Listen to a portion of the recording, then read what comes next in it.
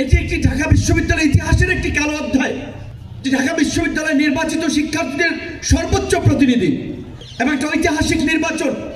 সেই নির্বাচনের ভিপি ডাকসু থেকে এই প্রোগ্রামটি করা উচিত ছিল। এবারে পরিষ্কার এবং সত্য আমাদের উপলব্ধি যে আবার মাঝখানে একটা গ্যাপের পরে যে ডাকসু হয়েছে, সেই ডাকসু সার্বজনীন ডাকসু হতে পারছে না। এটি একটি নির্দিষ্ট রাজনৈতিক মতাদর্শকে প্রমোট করার জন্য এবং প্রতিষ্ঠা করার জন্য একটা প্ল্যাটফর্ম হিসেবে কাজ করছে বলে আমাদের কাছে মনে হচ্ছে।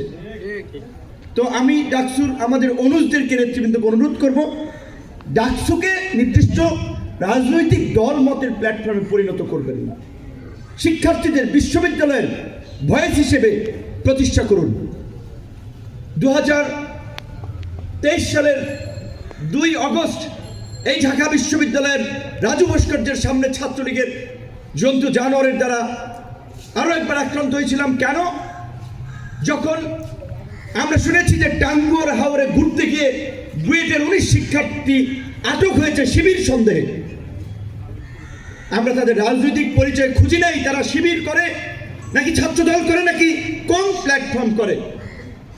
আমাদের রক্ত টকবক করেছিল যে 19 বুয়েটের মেধাবী শিক্ষার্থী টাঙ্গুয়ার হাওরে ঘুরতে গিয়ে গ্রেপ্তার হবে, তাদের প্রতিবাদ করতে হবে, তাহলে তো বিশ্ববিদ্যালয়ের শিক্ষার্থীরা ভয়ে চুপসে যাবে। আমরা ঠিকই জীবনের ঝুঁকি নিয়ে এই ঢাকা বিশ্ববিদ্যালয়ে এসেছিলাম প্রতিবাদ করার জন্য। সেই সময় আমি ছাত্রনেতা নই, দলের রাজনীতি করি, তারপরেও জাতীয় স্বার্থ, ছাত্র সমাজ এবং তরুণদেরকে এনকারেজ করার জন্য, ফ্যাসিবাদের বিরুদ্ধে দাঁড়ানোর জন্য আমরা সেদিন এসেছিলাম এবং আক্রান্ত হয়েছিলাম। তো আমরা 2018 থেকে এই 24-এর গণ অভ্যুত্থান পর্যন্ত ছাত্রনেতা হিসেবে, তরুণদের প্রতিনিধি হিসেবে আমাদের উপরে যে আন্দোলন সংগ্রাম, তার যে একটা ঐতিহাসিক দায়িত্ব আমাদের উপর ছিল, আমরা সেটা পালন করেছি।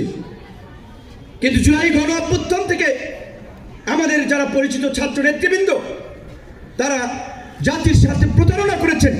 অনেকে তাদের উপরে যে ঐতিহাসিক দায়িত্ব পড়েছিল, সেই দায়িত্ব তারা পালন করতে পারেন নাই। তাদেরকে কেন্দ্র করে যে একটা জাতি ঐক্যবদ্ধ হয়েছিল, নতুন বাংলাদেশের স্বপ্ন দেখেছিল, সেটি তারা পারেন নাই। যার কারণে আমাদের সংগ্রামী সহযোদ্ধা হাদিকে এইভাবে মৃত্যুবরণ করতে হয়েছে। এই মাগরিবের সময় অবশ্যই বলতে হয়, এই হাদির মতো সম্মানজনক মৃত্যু, যে মৃত্যুতে বাঁচার জন্য লাখো লাখো মানুষ, কোটি কোটি মানুষ দোয়া করবে, আমরা এমন মৃত্যুই প্রত্যাশা করি। আমরাও মরে যেতে পারতাম, ওই 30শে জুন মরে যেতে পারতাম, 2018 সালে 30শে জুন, 22শে ডিসেম্বর মরে যেতে পারতাম, ওই 2 অগস্ট 23 সালের মরে যেতে পারতাম, সর্বশেষ 29শে অগস্ট 2024 এই বছরের যে 29শে অগস্ট যে আক্রমণ হচ্ছে, মরে যেতে পারতাম। আল্লাহ বাঁচিয়ে রেখেছেন, আল্লাহর প্রতি শুকরিয়া।